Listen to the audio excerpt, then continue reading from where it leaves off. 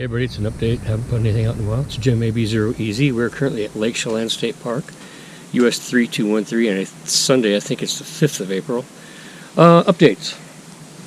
The Wolf River Coils coil bit the big one. It arced, burned up.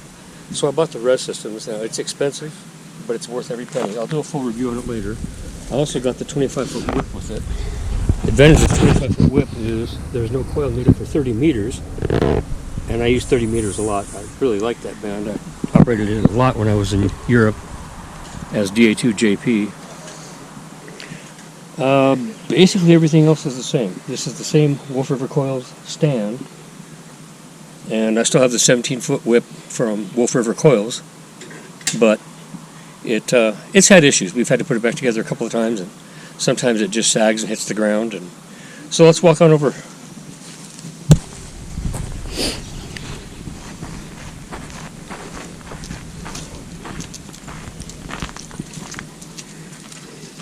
You're watching POTA as it happens. So, when we bought the camper, there was a big battery box here. It had two 65 amp hour lead acid deep cycle batteries. It sucked. We went to Olympic Peninsula State Forest, and I think by day 2 or 3 they were dead, and all we were running basically that time was the refrigerator. It was summer, it was hot, so that was a big disappointment. So obviously the battery box is gone, and so what I've done, the front bed is here. It's got, of course, the boxes, and in here is where I mounted the 270 amp hour lithium iron phosphate battery. So it was more than double the capacity, probably a quarter of the weight of those two lead acid batteries, and worth every penny. There's less tongue weight on my camper. We've used this battery in winter, running the furnace and the refrigerator, and at the end of, 4 days at LB Hills, it was only down to 13.2 volts. You know, of course, the solar does top it off on top, but for winter camping, you just can't beat that. And of course, the heat pump and air conditioner, you can't run off grid unless you have a generator, but what's the point in that noise? Alright, let's go into the tent. This is obviously a new tent. Since the last video, we had a nice tent. We figured out two things. One, they leak. They leak bad, so you have to set up a tarp over your ice tent, which looks a little oaky, but number two, it was really a pain to tear up and set down, and somehow about 4th or 5th time we used it, somehow one of the poles had gone beyond its limit and bent over backwards, and we could not bend it back, so it went into the compactor at that park, and that was Connecticut. Oh no, it was the Native American Kinswell State Park. We left it. There was a trash compactor. It fit, so that's where it went. We bought this one, and we really like it so far. What was the name of this one? It's a Nature Hike. Nature That's right. Hike. It does have the rainfly on the outside. It's got windows on the rainfly and the tent itself, which is really nice. And you can see all the nice reflecty stuff. When it's cold outside, you want that. So let's come on in. Alright. You'll see I have two lithium iron phosphate batteries. Each one is 100 amp per hour. One is a little newer than the other. The old one only has 2 USB ports. This one has USB B and C Charlie port, which means I can run either one of my MacBook Pros off of the battery without having to use an inverter and then the Mac charger, so there's 2 sources of loss in your power. And of course the inverters are all noisy. I can hear it a lot on 80 meters, especially when I'm running the vertical. So that eliminates that loss and noise.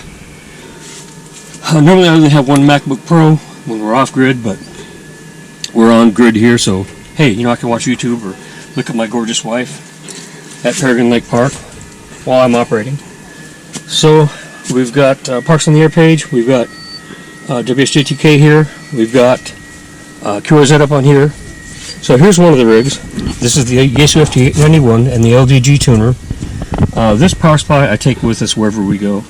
I do have a bigger one at home, but obviously right now I'm not running this rig. I've got this one more optimized for voice, and I've got the Heil headset for it, the yellow one that you can't get anymore. Works really good. I get all kinds of compliments on the audio. This is my ICOM 7300. You'll notice that I don't have a microphone in it because I use it a lot for FT8. It works beautiful for FT8. I do have the DigiRig 891 box for this 891 just because it's smaller. I use it a lot for FT8, as you can see.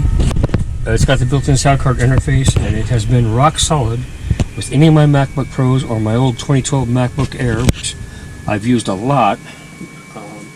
I just can't run it straight off a USB, so that's why I've kind of tailored off using it because of that noisy inverter, especially on 80 and 40, and depending on if I'm using a horizontal, like an NFED half wave, which I've got one, it's 200 some feet long, I don't remember what.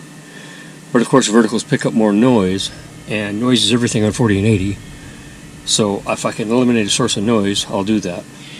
It's not an issue, of course, if we're on commercial power, then I don't have to run an inverter. But this is my basic setup. Of course, I got a bunch of these little plug-in fans, got a rechargeable light here. These are nice, both for me in the summer and to keep the radios cool if I happen to be running power.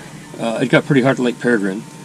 With the picture here where Carrie's drawing a picture of the lake and I'm operating, you can see the fan on right there. It was about 100 degrees. And thankfully our little A-frame pop-up camper has a heat pump, which functions, of course, for heating and cooling. And so we'd go inside, we'd be fine. So that's basically all the updates. The truck is the same. These tires probably have about another year left on them, maybe. And I think when I change the tires, I'll also put airbags on the back, more aggressive tires, and probably new shocks on the front. It's a 2014, 395 horsepower Hemi with an 8-speed automatic. It pulls this camper like no tomorrow. Depending on where we're going, I'll get 16 to 17 to sometimes 18 towing. That's pretty hard to beat. And there's a monstrous motorhome just pulling in, so we're going to cut it there. That's it for now. Fridge. Oh, the fridge. Yes, we had the fridge on with the original video I did. We're still using it. This is a 28-volt battery. You can run it on 12, 24/28, or 120 volts AC. Looking at the specs on this, I chose to get another battery for it because it's an isolated power source. If I run this dry, I'm not taking anything else out of service.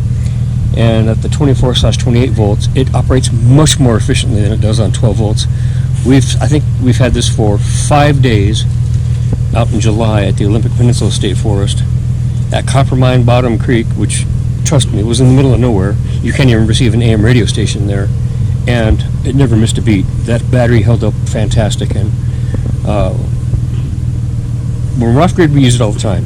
When we're on grid, when we get to a park, I unplug it and put it on AC power, number one, because we're paying for it, and two, it reduces your usage cycles on the battery, which I think this one was rated for 8,000 or 10,000 cycles of charge and discharge, but hey, if we can extend that, we're going to do it. That is about it.